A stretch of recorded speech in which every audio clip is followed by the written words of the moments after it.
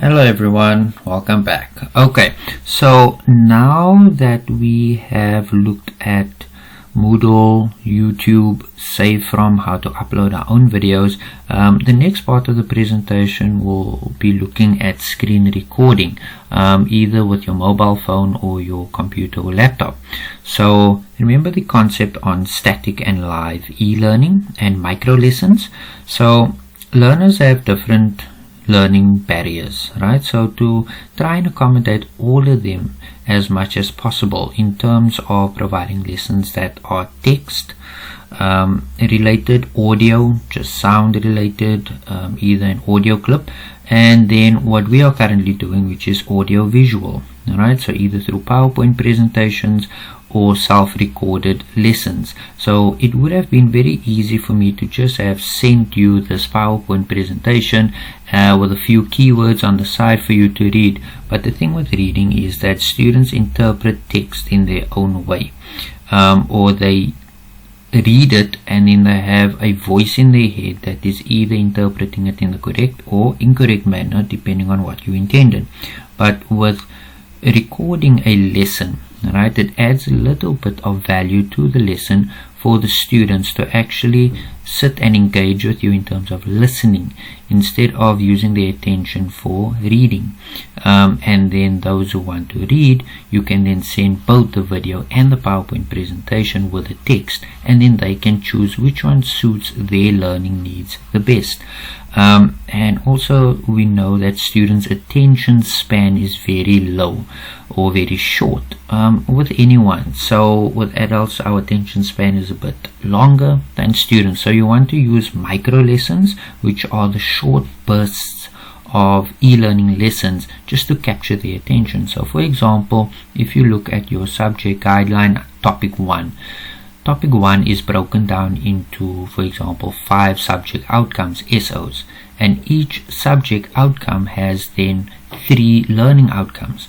So you could either make a micro lesson on the full subject outcome, or you could make micro lessons on each learning outcome. So try and make a micro lesson probably between 2 minutes and 2.5 minutes.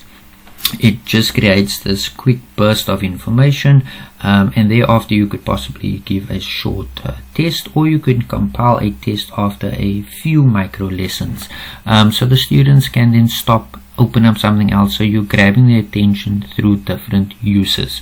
So the two that I use, the one on my phone, is called X Recorder. When you download X Recorder, it actually gives you these 2 buttons which are easily accessible on the computer screen.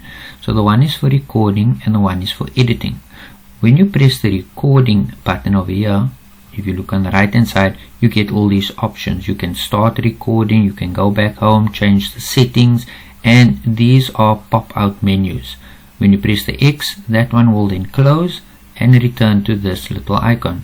Then if you press the paintbrush, it opens up to a camera, erase, undo, and a palette, a paint palette, where you can actually then draw on your screen, your mobile screen, and move through the screen.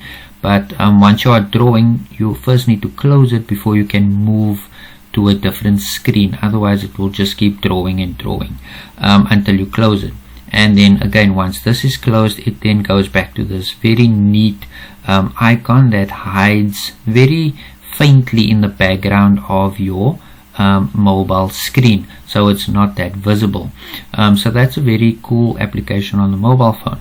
And once you open up the full application, it shows you actually how much space is left on your mobile device, which in turn tells you how much recording time you have left.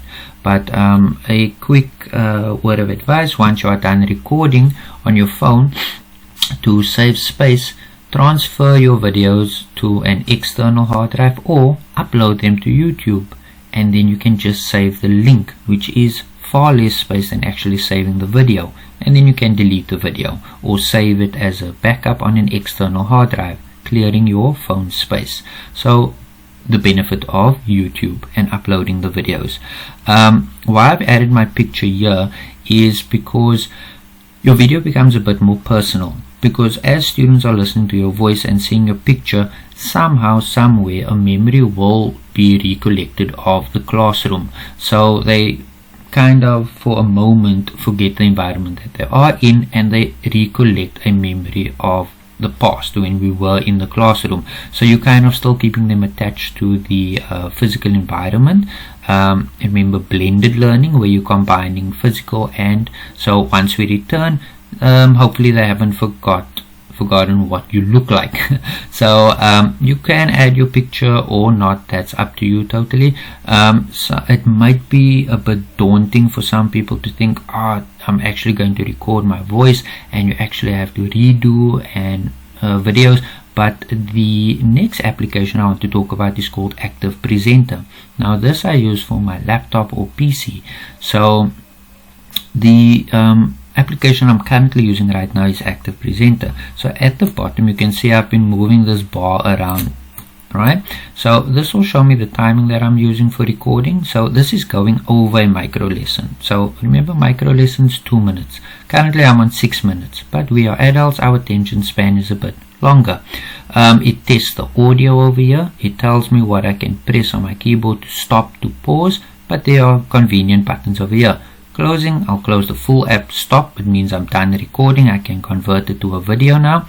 And pause, like for example when I did YouTube and my internet was slow, I paused the video for a moment, waited until the video uploaded, and then resumed my recording. So these are very nice tools that you can use on your mobile phone and your computer to make your lessons a bit more interactive and recorded.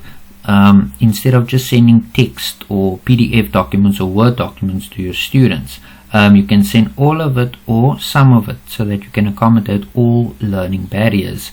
Right, and as I said, you can be bold to add your picture or even turn on your webcam. I'm not that comfortable yet. Don't be afraid to make minor mistakes. If you maybe cough in the background or things like that, it's no need to panic and start recording again. If you feel a cough coming on, by all means press pause, cough your lungs out, and then press play again to resume your recording.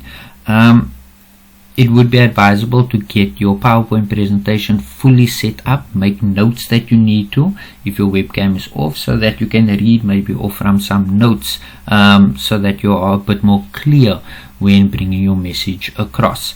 Don't be afraid to make mistakes, minor mistakes. Crack a joke now and then in between, as you would usually do in class, because at the end of the day, as scary as we find recording lessons, remember you use your voice as a teacher in the classroom. So don't be afraid to use it now when recording a lesson. And then also find a very comfortable area, a quiet area in the house or the room, where there's very little noise from the outside or the inside. And then also, as funny as it sounds, wear comfortable clothing. If you feel that you feel at your best when you have on professional clothing, get dressed, you know. Or if you feel more relaxed in your shorts and sweater, then get dressed in that, and then it will create a different perception of your voice, right? And then also smile as you're speaking. They can pick that up in your voice as well. Create a very colorful and great environment for yourself, and even if you have to put a picture of your classroom or a friendly face in front of you so that it seems like you're having a conversation with somebody, by all means do that. You will stumble through a few trial and error videos, but the more you do it, the more comfortable you do become, the quicker you make your videos and the more effective you make your videos.